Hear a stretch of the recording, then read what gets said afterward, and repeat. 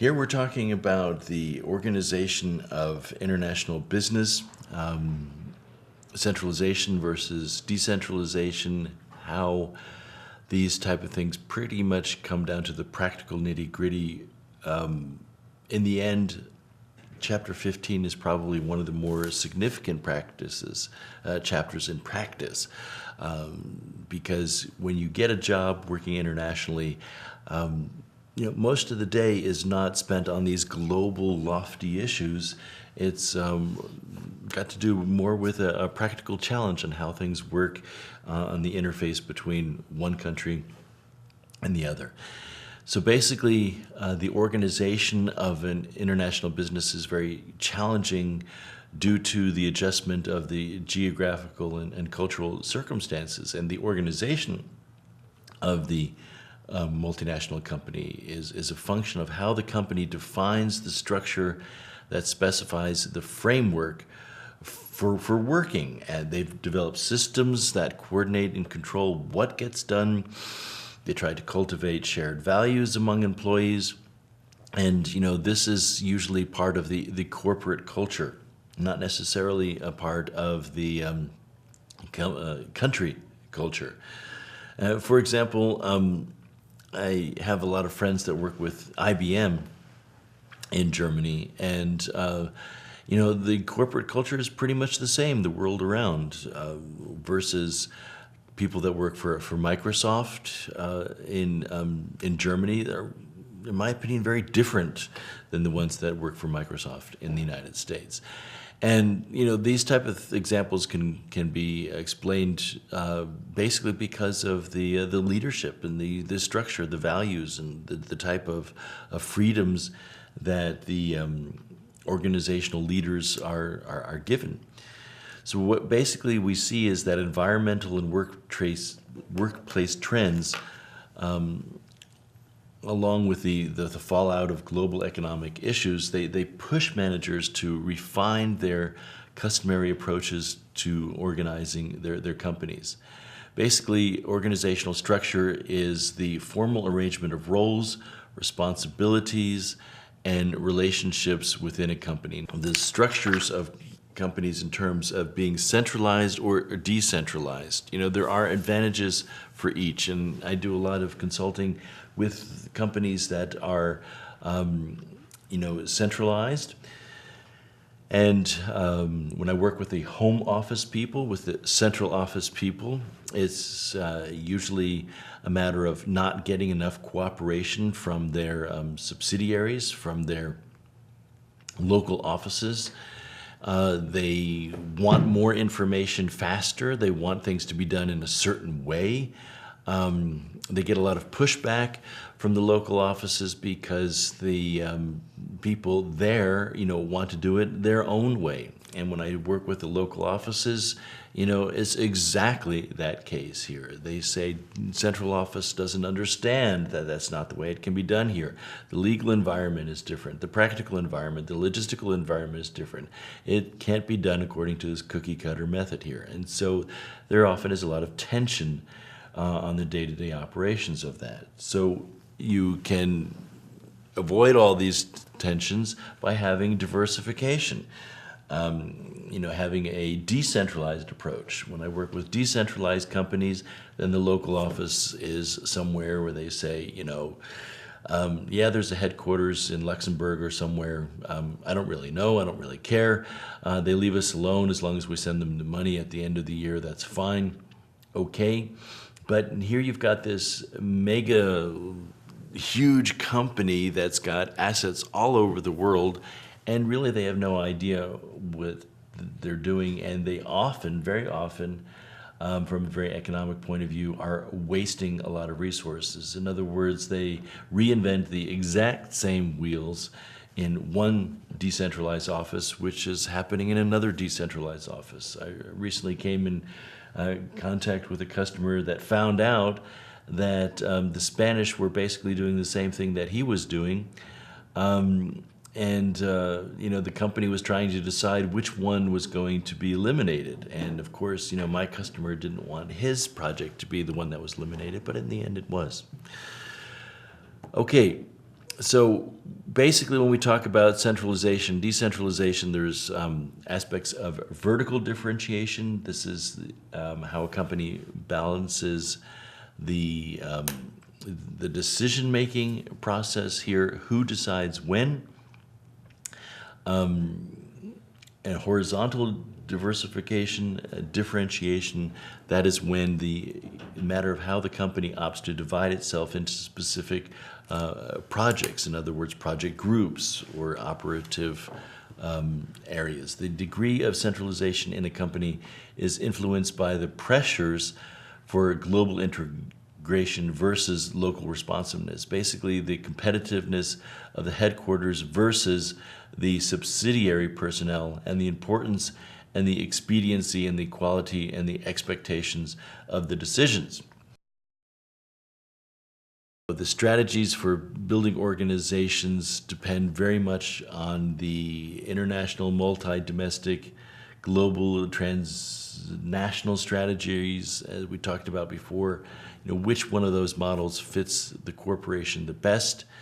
The multinational corporation uses ultimately a system of coordinating systems that ensures a type of synchronization and integration of values and work responsibilities which help the company use resources efficiently and make decisions effectively. Basically, what happens is that coordination takes place via standardization, plans, mutual adjustment. The standardization affects the operating procedures, and planning relies on general goals and detailed objectives. Mutual adjustment relies basically on frequent interaction among related parties. My clients that are involved in controlling, know this very well. They take the information, they plan, and something else gets done. And then they replan and replan and replan and replan. I asked them, don't you get frustrated with the fact that you're always making plans that actually are not enacted? And they say, no, because we know if there is no plan, there will be no business. But that doesn't mean that that's what happens. Markets react in different ways. Most professional planners understand exactly their job is to plan, not necessarily to enact. The baton gets passed to someone else. The net results are what they are. Do the same thing next year. Not something I always like to do. When I was involved in planning here, I like to see that my plans came to the result that I expected them to, that somebody didn't wreck my plan. So, you have to choose your careers likely here. If you're wanting to get into controlling here, you have to have a thick skin. In other words, you have to basically not care whether the plan is enacted. You just have to care that the plan is good. Okay, so we're talking here about control systems which compare performance plans. They identify the differences, and when they're found, they assess the basis for gap. You've worked probably already through several gap analysis, and in your cases you'll do for this course also some gap analysis. Basically, what you'd want to end up doing is implementing some corrective action. Something has to come out of this. There needs to be a result which moves the company forward. Just finding the problem, and this is one of the things that I'm always amazed with my German students studying business, is they're better than you are at identifying the problem, but they're lousy at finding the corrective action methods here. For some reason, the American students that I work with are much more creative in this way. Thinking out of the box. This is one of the things that I think your MBA program here at Concordia does very well at allowing you to think out of the box and find solutions that might not be standardized. And I would encourage you to always look at corrective action in this way. Because when you get down to it, when you work for a big company, there are market bureaucratic and even clan mechanisms, a type of corporate clan develops is just the way it's done here. The market control relies on external market mechanisms, and the bureaucratic control relies on extensive rules and procedures. The clan control relies on shared values among employees, and all these type of things come into play. You say, well, I don't like that word clan control and clan values. In the end, it's basically the same thing as corporate culture. You know, Arthur Andersen was one of my favorite companies for this example for many years because they had a very strong clan control. And, my friends that worked with Arthur Andersen said, there's only one way to do things. But this one way to do things, in the end, caused a blind spot in Houston, and that basically brought the company down, and they had to be sold off to other organizations. So, thinking out of the box, I maintain, is a good thing, but it's not a typical thing, is my point. Basically, organizational culture refers to the set of values and norms that is shared among the employees, and these values, norms express themselves as behavior patterns or style of an organization that fellow employees encourage new employees to follow. You're the new guy, you'll learn how it works sooner or later here. In the multinational corporation, they also want to have shared values, but it's much more difficult to convey. How they regard systems and structures, is often very tricky. So a closing observation on when the parent company will visit the subsidiary, it's very common for the big company to visit the small company and find things that are out of line, that are not according to company specifications, that are not according to the way things are done. And in the end, if there's not a black and white code in order to regulate these type of things, so-called operating manuals, it's all very fuzzy.